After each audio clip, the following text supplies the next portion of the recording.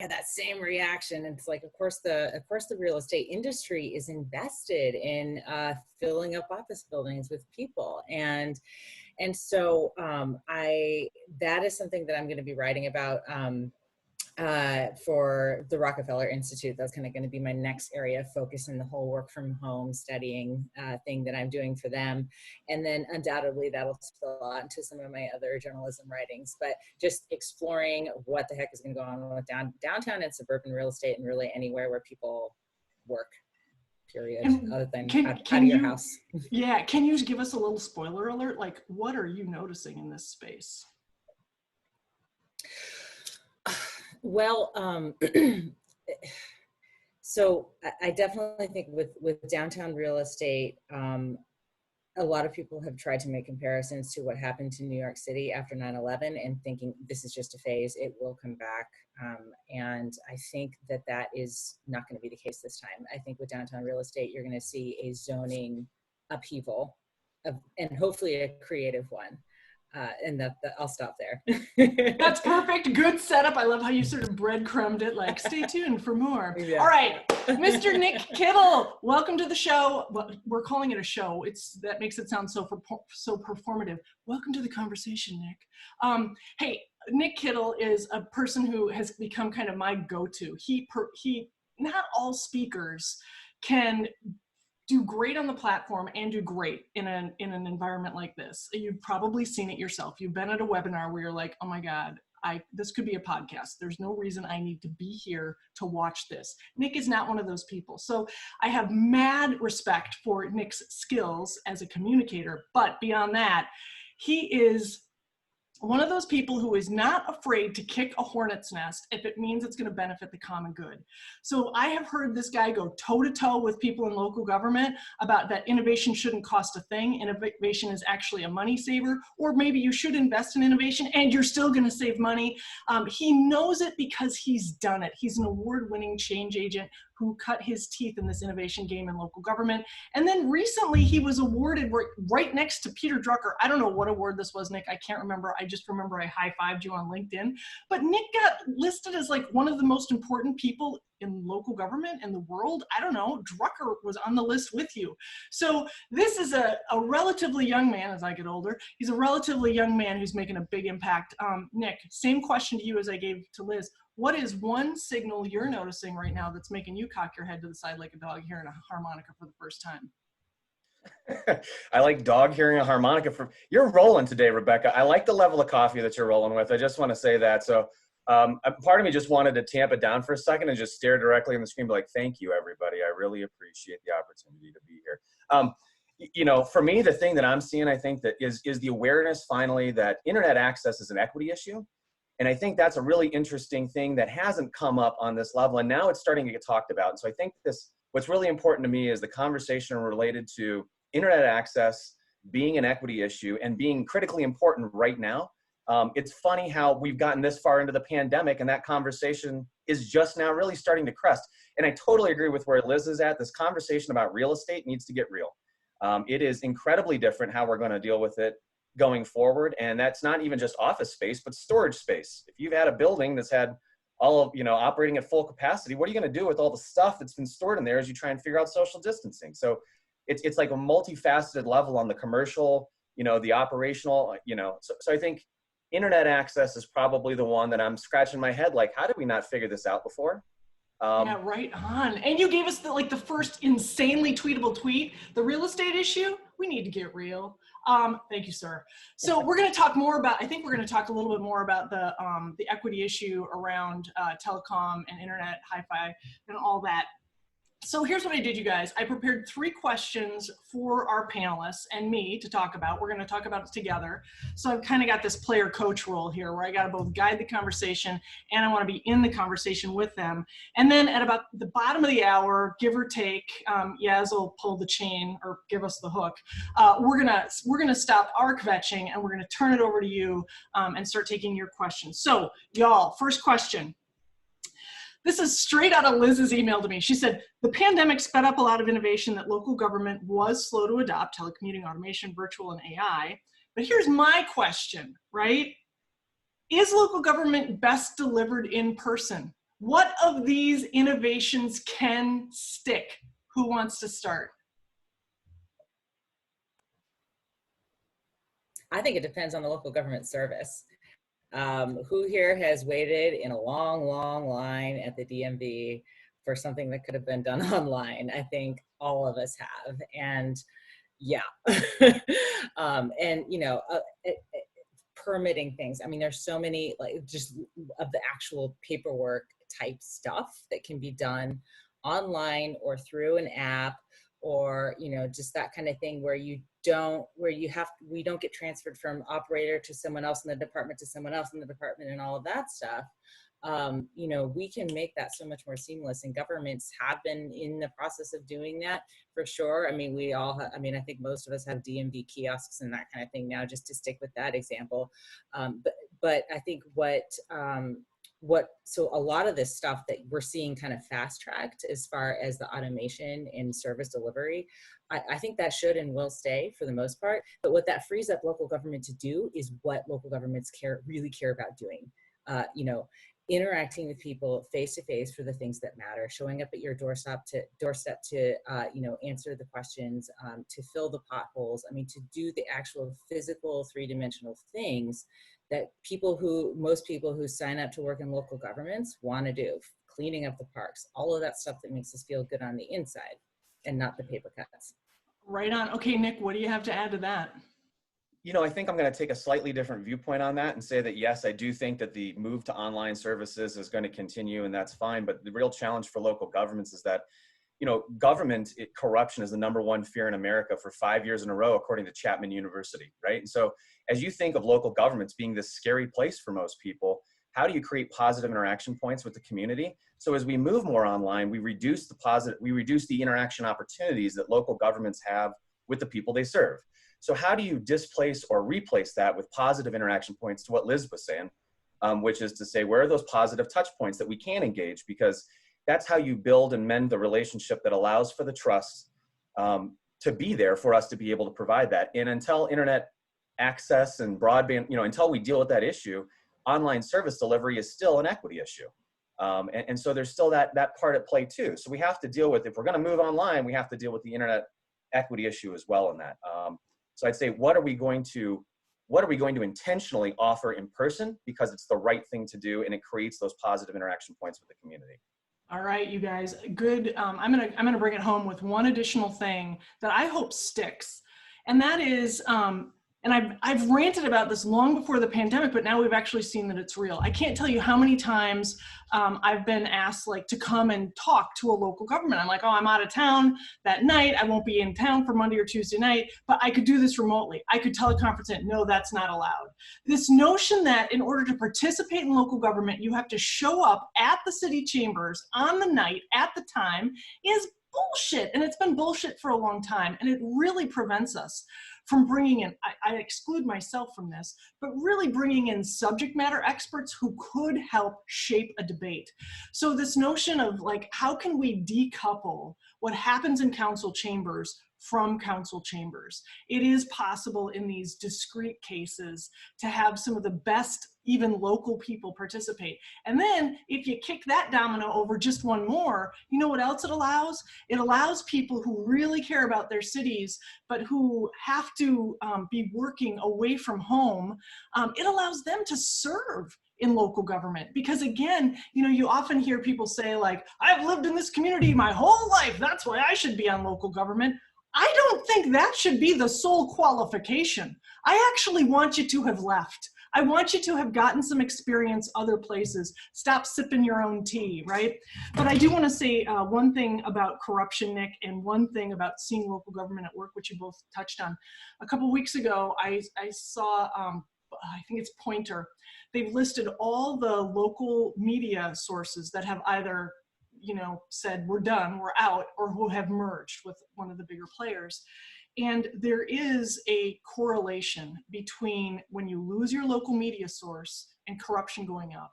So A, it should be a feather in Liz's cap to continue to do really good journalism. But B, it should give all of us a reason to think about why we support local media. Because when there is a watchdog keeping track of how this works, there's a chance we can moderate this corruption. And this goes all the way to the point where local governments that do not have local newspapers tend to have lower bond ratings, because it's one of the things that the bond agencies look for. So Nick, put that in your stack next time you visit with folks about that. And then the final thing you said about seeing local government at work, I read this clear back in the beginning of the pandemic, like when I think somebody was making the argument about why we needed to keep doing park and rec programming was because we needed our residents to see that we were out there taking care of kids, helping people be healthy, you know, these physical signals that your local government is working for you. And that is a strong argument to make, that not everything can be done remotely. Does anybody want to pile onto that? I certainly don't want to try to have the last word. I want to add in something about the trust and broadband issue. I live in an area with sketchy internet service, as Rebecca and Nick know. And you know, like the broadband access, especially when it comes to distance learning, has been a real issue here. We have had, I have felt like our school district has been working very hard at doing what they can, but we have people just without internet access or without reliable internet access. And I think it cuts, you know, kind of goes both ways. I think I was chit-chatting with somebody yesterday with my mask on after getting my oil change, and I personally have had a good experience with my school and what my son's experience was and will be with distant learning so far. He's in a different school, has an older daughter, and he felt like it was a completely different experience. And he also, I'm making an assumption here, but I think he's coming from a place of just not trusting that government's going to do right by him anyway. And I come from kind of the opposite end of the spectrum. So much of it depends on your own personal experience and where you're coming from too with that. But I'm with you on the whole broadband access issue as well. That it is truly an equity issue. Nick, do you have any more you want to say on this Q1? I don't. Roger that. All right, so let's talk a little bit about the anatomy of innovation. We have to be together to innovate. We have to be together. True, false, something in the middle? Why? Nick, let's come to you first. I know you've got rant pants. I got to rant first on this one, Rebecca. No, you do not need to be in the same room to innovate. You know, like, let's get it together here, people. So keeping it real for a second, people are terrible at being creative. You're not creative. Good chance that's the case. 95% of adults are not creative. At the age of 5, 95% of us are creative geniuses. So NASA ran a temporal study over a course of time where they reviewed people as they grew up over the course of their lifetimes. And at 5 years old, 95% of us are creative geniuses. By the time we reach adulthood, those same people, less than 5% of us are creative. So we don't even know what we're doing for the most part. Kids have us beat in this department by a long shot. And guess what they know how to do? They do what's called divergent thinking. So their thing is, I can be completely by myself and be my own creative source of everything, because I'm not constrained by the rules of society and how we have to think. So kids have it right because they do what's called divergent thinking. Over the course of our lives, we're taught what's called convergent thinking. We learn the paradigms, we learn the norms, we learn what acceptable thinking looks like. And so we lose our ability to be creative, and it's trained out of us over time, right? Between our teachers, between our parents, you know, because when your kids ask you why, at a certain point you answer, because I said so. And who's got the answers when you grow up? Your teachers do. And then who has the answer? Your boss. I'm just kidding. Your boss never actually had the answer. Just kidding. But you know, that's the thing though. So when we think about this part of like, I have to be in the same room to be creative. No, in fact, it's better that you are not in the same room to start with, because our creative processes, if any of you have ever been an artist or know this, happen when they happen. In the shower, taking a run, you know, whatever your gardening, whatever your thing is, it's unique to you and it's a personal experience. So the concept of brainstorming is just dumbing ourselves down so that we can feel socially accepted. And if we don't start from a place of divergent thinking, we know that we're going to end up with bad answers because we're not good at being creative. So how about that for a dose of reality for a hot second? So no, let's not be in the same room. Let's not be in the same room to start with. And guess what? When we get in the same room, all the better, because we've got these really different places to start from, and that's how we get to true creative, innovative ideas. Rant over. I love it. Hashtag rant over. Liz Farmer, what do you say?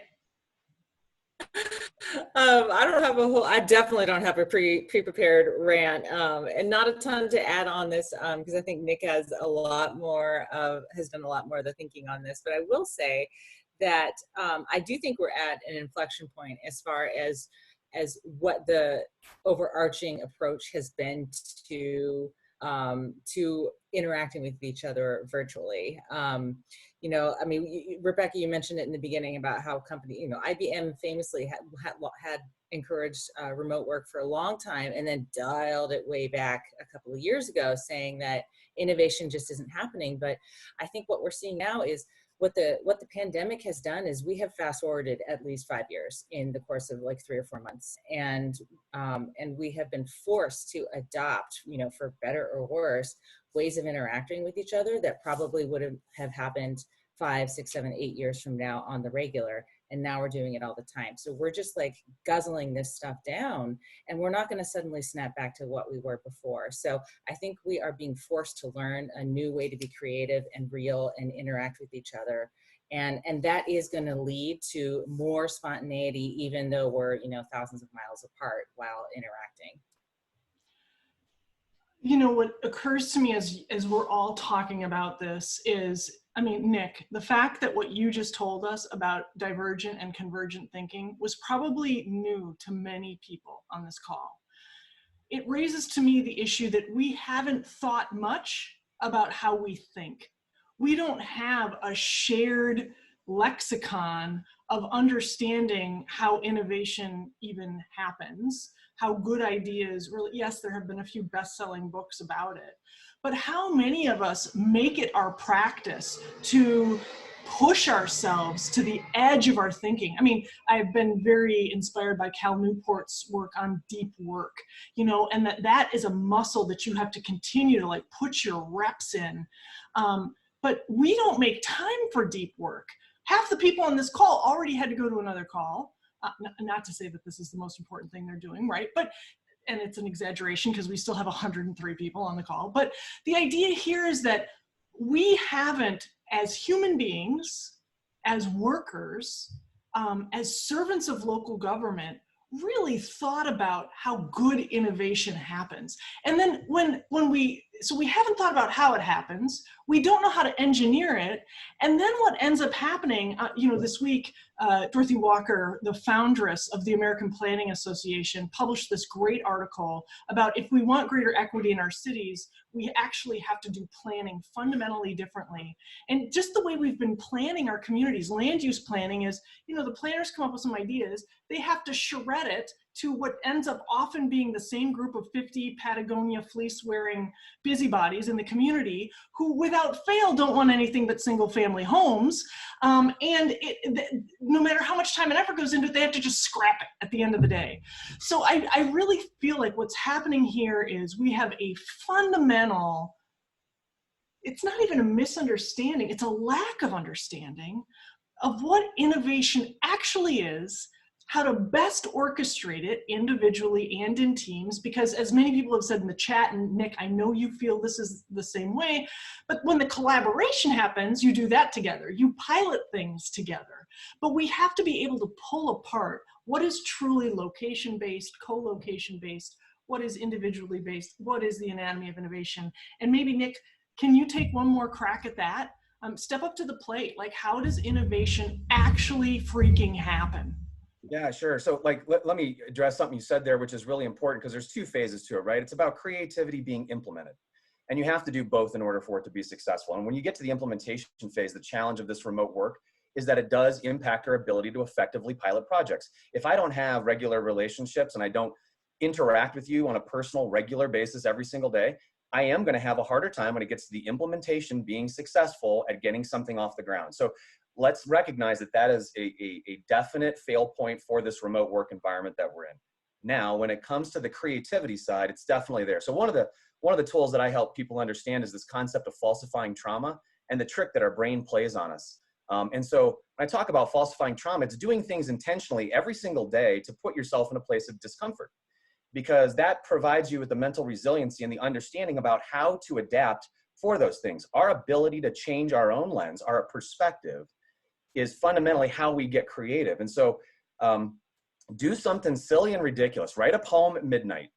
Lay down on the ground and stare at the ceiling for 2 minutes. By the way, when you do this in the workplace, people think you're insane, and that's okay, because I am. But at the same time, I'm wildly creative. So that's part of it, right? Is I'm very comfortable looking like a fool, as I have most of my life. This is where that space is really come in handy. So do the things you're really uncomfortable. Eat ice cream for breakfast. You know what I mean? Like, yeah, right on. Stuart's loving that. You know, take a different way home from work intentionally, so that you notice the things you would never notice otherwise. Because what happens is our brain gets into a pattern. We get really comfortable with the river of our experience, which tells us that the things we're doing are correct. And the fact is, when we get thrown something that throws us for a loop, we are completely incapacitated and unable to handle that. So that's why it's so important that we get in this mindset of creativity, especially with falsifying trauma. And you've seen this as people have gone through the pandemic. Some have adjusted incredibly well, some have not. The river of their experience held them back from being able to make those adjustments, right? So that's the part we've got to get into the space of. So do something today that will make you deeply uncomfortable for a hot second. And as you learn to do that, you will become better and better at freeing your mind up and allow those creative waves to connect. So that's my creative short sell for you. And if you're looking for more, happy to talk with you about that, right? Yeah, right on. So Nick, throw your email in the chat right now. And then the other thing I would ask everybody to do is, could you reflect in the chat, what is the last thing you did to intentionally make yourself uncomfortable? Because I think I would love to read this and be inspired by it. Nick doesn't need more ideas, but all of it does remind me of, there's this sign in my birth mom's house. And, you know, some of you know, I only met her like 8 years ago, and it's been amazing to meet this person who looks like you. But there's this sign in her house that says, "Don't grow up, it's a trick." And so Nick has obviously followed that to the letter of the law. All right, before we go to take about 4 more minutes here, you guys, Q3. Liz, let's start with you on this one. Let's say that the three of us, oh, I'm drunk on power right now. Let's say that the three of us were the city council for all cities in America. Okay. What long bets, this is the key, long bets would we make now, because we can clearly see their payoff? Liz?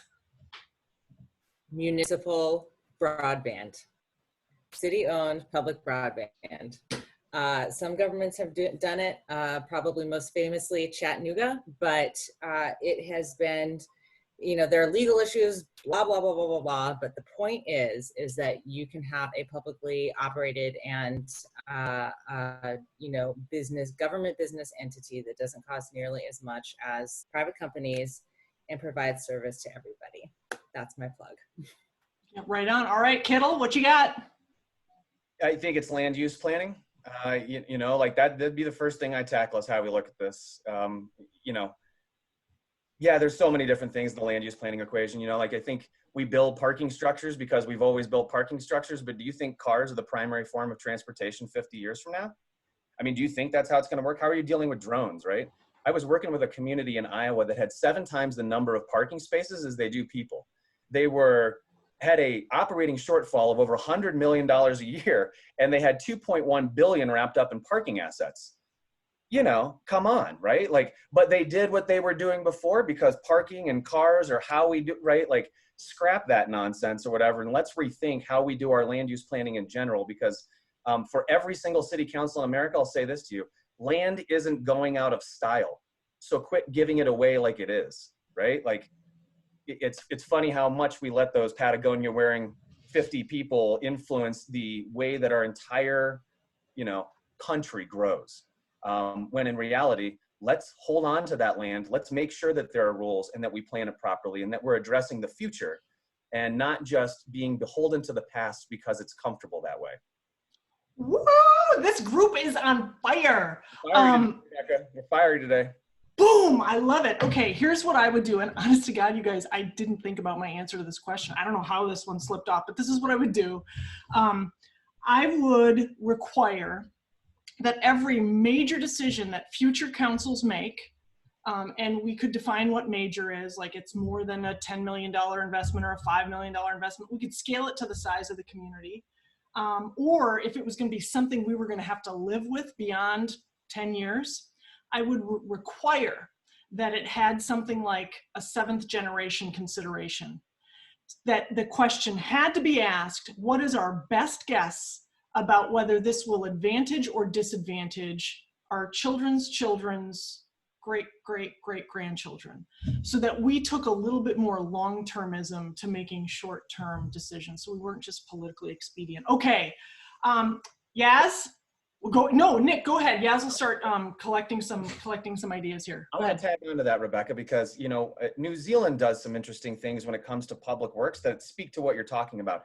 It is illegal in New Zealand for them to pass on debt to future generations as it relates to any infrastructure.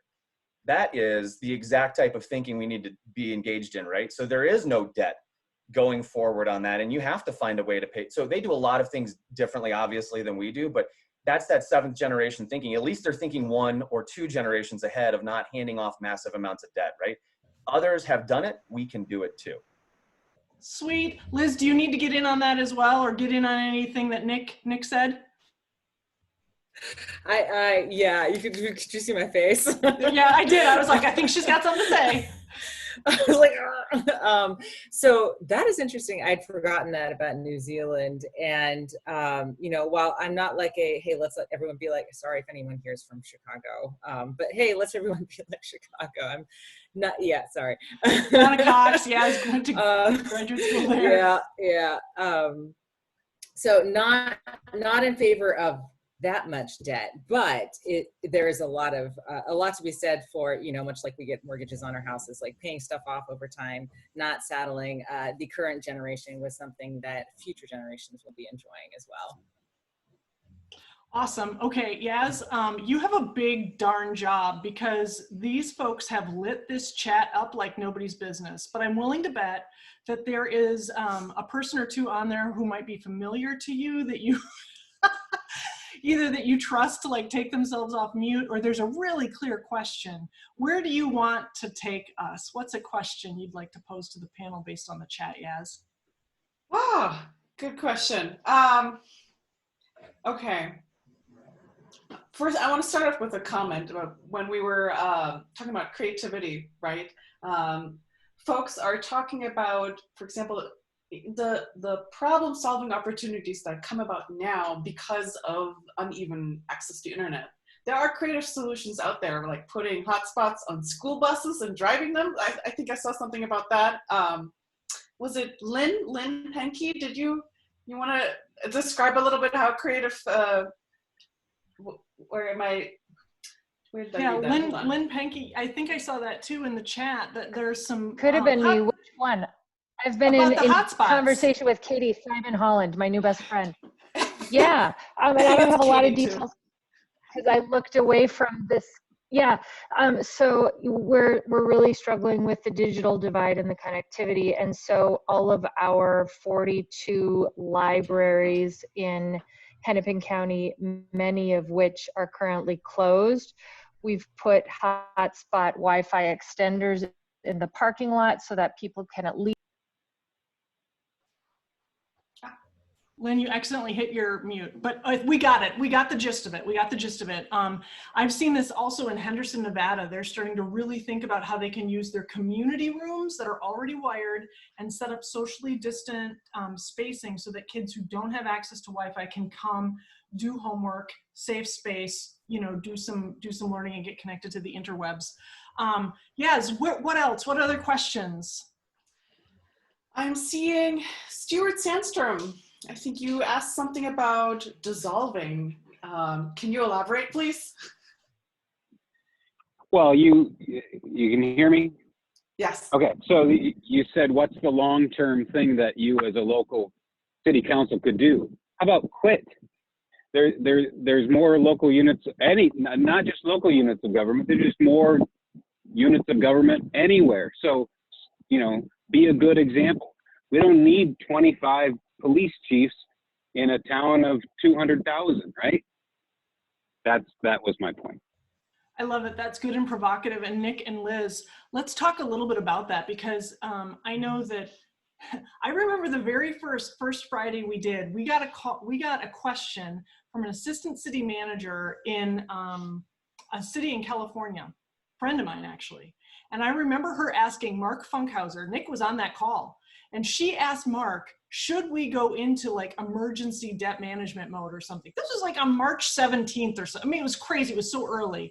And Mark was like, not only should you do that, you should possibly declare bankruptcy if your state will allow it.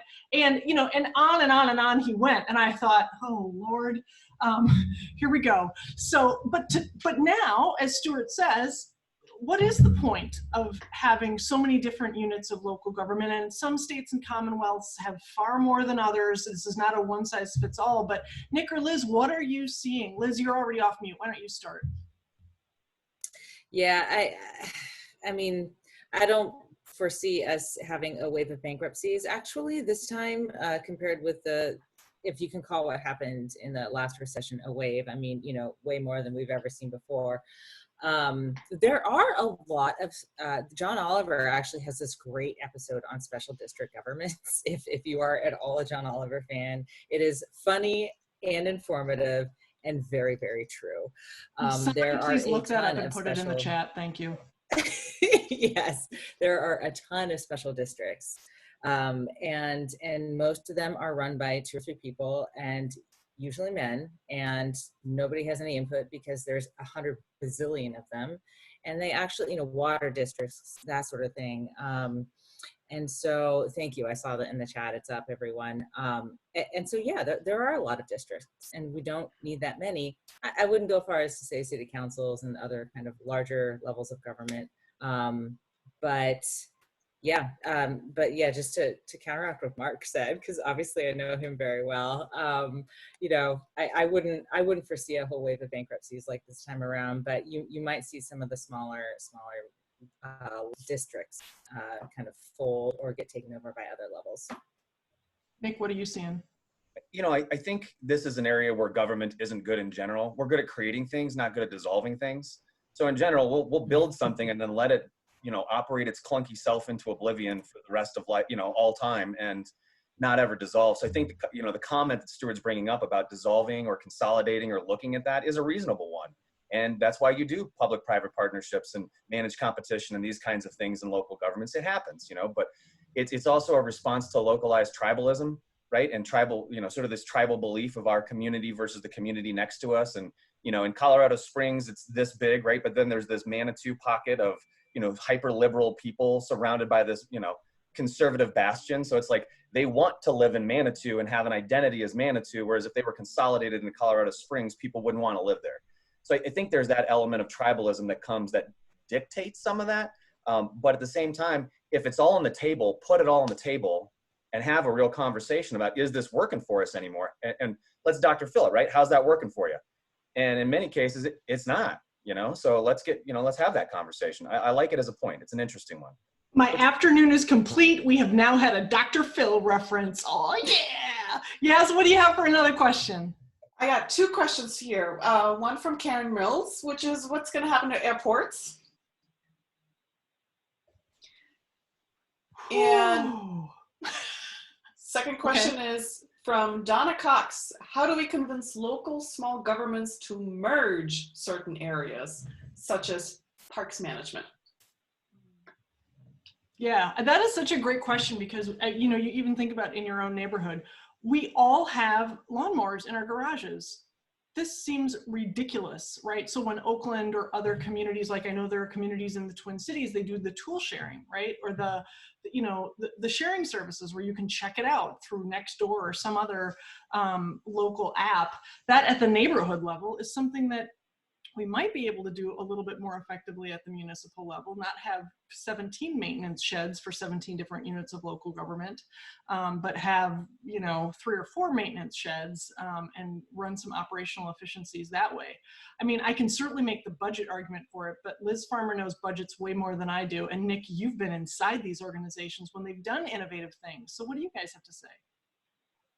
Well, I'll jump on that Parks one for a second and say that, I think that managed competition is a huge piece of this, and we in government shouldn't be afraid of that. It's also a dirty word, but we did manage competition. And I think that the concept of a comparative advantage is really important. It's talked about a lot in business, but in government, we don't talk about that. And certain municipalities are just better equipped, are better able to go ahead and deliver high quality value services to those. I noticed we got Brent, Stockwell on the line from Scottsdale. Their ability to do service delivery because they're this award-winning community, can they offer those services to others? Now that may not be where we want to live at, but we need to start tracking the data to be able to say, yes, we are delivering service at a value that's appropriate. And here are comparative points to point that out. You can't really do the merging beyond the political nonsense. You can't do the merging without knowing who's actually offering the service well. And I don't think that most communities can even address whether they're offering the service well because they lack the data. What is managed competition? I have never heard that until today. So it's called outsourcing in the dirtiest word, but the idea is we send it out the door. But managed competition is that internal services compete with external services or services provided by another community. So we can do an intentional process where you can win your job and make sure that it stays there. So for example, we did a 10-year cycle. You would compete every 10 years on whatever it is with the private sector and with other entities in the region to demonstrate that you were doing it. If you were within 10% of the budget, right, then you kept it. Done deal, because there's switching costs, right, that are huge in some cases. If not, then maybe if it was 0 to 5%, you would go through a process of more rigorous competition to determine, is this an apples to apples comparison? And in some cases, like street sweeping, it was so clear that that should be done by the private sector, you send it out the door. So it's not you send everything out the door, outsources, yellow pages, libertarianism. It is, we're going to engage in business practice competition, and that's managed competition. Aye, aye. Liz, what do you think? I have a question for Nick, actually. How do you get around the union aspect of all that and contract labor? Yeah, you don't have them. That was how we did it there. We didn't have them. Oh, okay. Yeah. There's no getting around it. Yeah, you don't is the answer to that, Liz, but that was it. But bankruptcy, right, gets you out of that in the union space, right? So to Stuart's point earlier of, hey, if we're getting into bankruptcies, is that an advantage and an opportunity for you to restructure how you're thinking about this, because now the rules don't apply anymore? But yeah, we didn't have unions like that. Yeah, that's very true. I was thinking about that when you're talking, and also with that question too, because both San Bernardino's bankruptcy and Stockton's bankruptcy involved doing shared services with the surrounding county. I think in both cases it was fire and EMS. I could be wrong. And so, yeah, but it's just striking to me that you have to get to that really, really desperate, ugly, horrible level to do something that ultimately saves money. I mean, I know there are some examples in the Midwest where they're doing it a little bit more often. I want to say I can't remember which state, so I'm not gonna say, but yeah. So, and the airports question too, I feel like, honestly, my knee-jerk reaction to what's going to happen to airports is the same thing that's going to happen to public transit agencies, and leave it at that. But I'm not sure anybody really knows. But I did notice. So a couple of things. One, I think municipal airports are the ones I'm really afraid for. The larger ones, I did read this really interesting story about this like explosion of innovation in terms of getting people through airports quickly, touching as few things as possible. All this crazy AI Big Brother type stuff that maybe wouldn't have flown last year, but now there's a lot of pilot testing going on in major airports with this stuff. So who knows? I mean, I think long-term people still need to get places, and we all want to go on vacation. So I don't see the major airports, folding. But I'm not sure anyone has anything more secure than that to say. The one thing I will say is that in talking about airports, Liz talked about pilot projects. That's hilarious. And also she said stuff that wouldn't have flown last year can now fly. So you can't stop a journalist from just punning it up. You just can't stop. You just can't Not stop. even on purpose. I know, that's what I mean. It's like second nature for you writer, literate person. Oh, jeez. I don't have a feeling about what's going to happen to airports. What I think like a leading indicator of how airports will go is how well airlines respond. And from what I can tell at this point, Delta is the only airline that is really taking this coronavirus like serious as a heart attack. You know, doing the temperature testing, requiring masks. They are the only airline, I believe, that at this point is fumigating all of the planes between flights, and that is the scientists say that is the best way to like detox these planes, to devirus these planes. And so if you think about, is Delta creating sort of like a new world order, then you have to think about Atlanta Hartsfield, and you have to think about the Twin Cities, two of the big Delta hubs in the United States. So it's, I don't have more to say about municipals than that, but I do think that these airlines can drive a lot of what ends up happening, because at the end of the day for people, this is about feeling safe. This is about a feeling of safety. So I guess I'd leave it there. Yes, do we have one more question before we take our esteemed panelists into the plug zone? Yes, there is a question from Ashley Kramer. Ashley, can you take yourself off mute and ask your question? If you recall, it was something about CPS. I'm not sure what CPS is. I'm Steph. Well, that's Steph. I'm Ashley. Steph has Hi. a little bit more so because she is a school counselor. Yeah, so I guess the question just based off of the idea of CPS, Child Protective Services, how moving into this world of a digital age, especially with this spring in distance learning, like not being able to connect with some families and being worried about how to support, how do we connect with government still, and how does government still do what they need to do to keep our kids safe? Let's this is a great question, and I know that there are a lot of people in this room today who work for counties and have to work with CPS and states. So let's light up the chat, you guys. If you have some cool shit that you're doing, get it in the chat. Let's inspire each other here. But Liz and Nick, are you guys interfacing, or what are you noticing on the CPS front? I don't think there's any easy answers to what you're asking about. I mean, really, the truth is that that's a really in-person, you have to have the touch points on an in-person level, right? So it is going to be a redevelopment of how that works, and hopefully not a recovery, because let's face it, it could be done better, right? And so I think the opportunity is there to reinvent it. But, just like with domestic violence, we're seeing the massive upticks. How do you deal with those things that are so social and so personal in an environment that's been depersonalized? And I don't know that there are really good answers on that I have, but I'll say that I have the same kind of fears that you do. How do you get into people's homes when they may not even have internet access, and in many cases aren't even going to have that, let alone being able to portray something that's untrue that somebody in person would be able to know? And decrease touch points with teachers, who are usually those first alarm bells, is not happening either, right? So now you've really removed kids from an environment where they have advocates available to them. As scary as that might be for them. So I sympathize and empathize with the issue. I don't know a good answer on it, though. That's my 2 cents. Liz, anything you're seeing? No, but somebody, where did it go? So Katie, Simon, and it was somebody has posted that our teachers have been doing front porch visits all summer. There's a lot of good stuff coming up in the chat, which is amazing, because I'm like Nick. I'm like, this is one of those, there are things that fall through the cracks, fall through huge gaping, caverns, really, when we have a situation such as we do now, and that is one of them. And it does boil down to equity. People who are who are low income households and who tend to be a minority are the ones who are feeling the brunt of this and getting neglected. And so this is encouraging to see what people are doing, and I definitely want to make notes on these. We're going to harvest the chat, you guys. So we can harvest that and clean it up, and we will turn this into a blog post as well. I was having a lucid dream about some of the CPS stuff. And to be honest, I wasn't thinking about Child Protective Services as an agency. I was thinking of taking care of kids generally, because I was raised in a household that was very abusive. And I know that if I was one of those kids who wasn't able to get to school, my life would be much more dangerous and much more violent at that age. So I've been thinking a lot, like Katie Simon Holland mentioned these front porch visits. And I've been thinking that whoever my teacher was last year, like if I'm going into the 3rd grade this year, my 2nd grade teacher knows me best.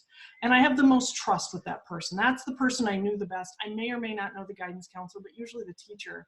And I've been thinking about the front porch visits with my last year teacher, not my new teacher, because my new teacher doesn't know all the signals. My new teacher doesn't know me as well, but my old teacher might.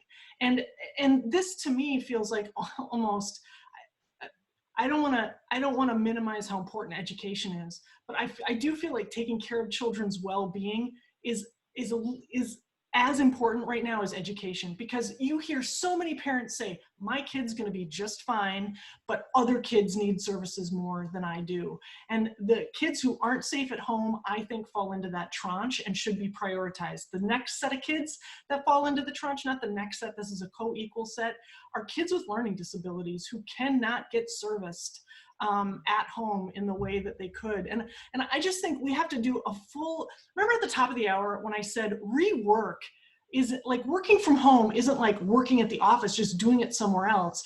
That's the shakeup. That's the thinking that I think we need to think about with kids as well. We shouldn't just try to say either kids are going to be 5 days in school or they're not. We should be saying, wait, which kids need the most care, help, and support? It's not all kids. And many parents would say, I'd be very happy to let other resources go to kids who are getting the shit beat out of them, who are not safe at home, who are taking giant steps back in their development. So I just think we need to rethink that. Okay, rant over. All right, you guys, Plug Zone, Nick, Liz, what are you working on? What can this all-star cast of 100 help support you? Ladies first. Liz, what you got cooking?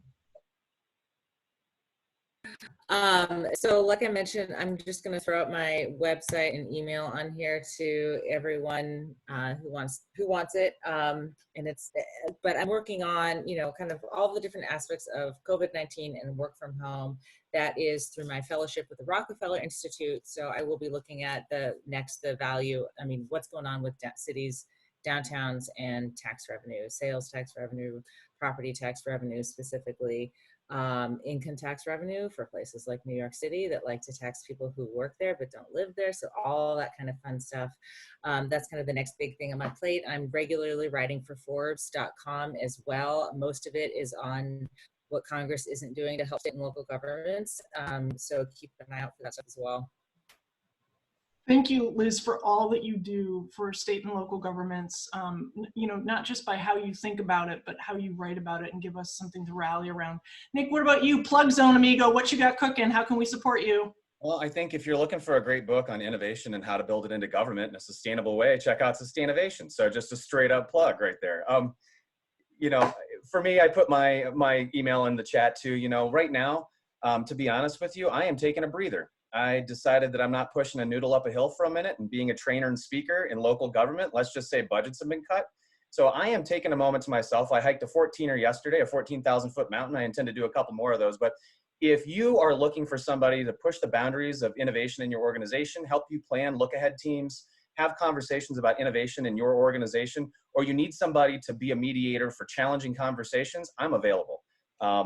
And that's what I'd say is, other than that, I'm taking a breather for a second. So if you got something coming up and you want to chat, I'm all on your team. And other than that, just looking forward to my next chance to work with Rebecca and Liz again, and so many other friends that are on this call. So thanks for the opportunity. Oh man, that's awesome. All right, we're going to bring it to a big close, you guys. Well, I'm going to ask our audience to write one thing in the chat that they're either taking away as a big insight or something that you're going to do more research on because you're like, holy crap, this could be a game changer. So just one thing. We want to know what sticks for you or what you're going to be working on, because it helps us know what worked and what we might help you develop, maybe bring you future webinars on. So while our 100 or so folks are lighting it up, Liz and Nick, back to you. You both will respond to this. Liz, you're going to go first. What is one bet you're going to make about how local government is going to do the right thing and we're going to emerge in a more innovative way? One bet that you're willing to make, $1,000 on Vegas, you put all the chips on one thing. What is it? I don't like betting. All right. So I honestly, I could not decide, but what I'm confident in is that local government is going to leap forward in terms of the flexibility it gives its own employees. And it has been sort of behind the curve on that. And by flexibility, I mean when and where they work. Obviously, that can't be true necessarily for like cops, that sort of thing. Just more flexibility. And what I think that means then is less union influence, which of course that's been a trend long term anyway. So that's my long-winded way of saying more remote work for state and local governments. They have flipped the script on that anyway. 3 times as many people are now remotely working as there was before. I don't think we're going to go all the way back. So, and along with that, hopefully some of the better in-person interactions that we talked about earlier on in the conversation. Sweet. Nick, what about you? The quick and dirty would be that I think that the people have just learned how the way we've always done it has always been deeply unsafe, and they're going to redefine risk. And I think governments now have the capacity to do that, and they didn't before. There was an argument to do that, and I don't think it's an argument anymore. There's a compelling reason to do things differently. It's always been deeply dangerous to have that. It's now evident that it's always been deeply dangerous, and we can change it. And now they have a habit forming of changing the way they do business. That's available if people choose to go ahead and light that up and move it forward. And my big bet that I think government is going to get right is I think that governments have finally gotten the memo about using an equity lens on land use, on planning. And I think we're going to see in the very near term, I think we're going to see far more equity directors, people who wake up every day thinking about this. And if it's like the quality movement, remember in the 80s and 90s, we hired somebody for quality and they were the champion and got people trained. And then eventually, and it was its own office and its own division. And then eventually it was the way that we ran.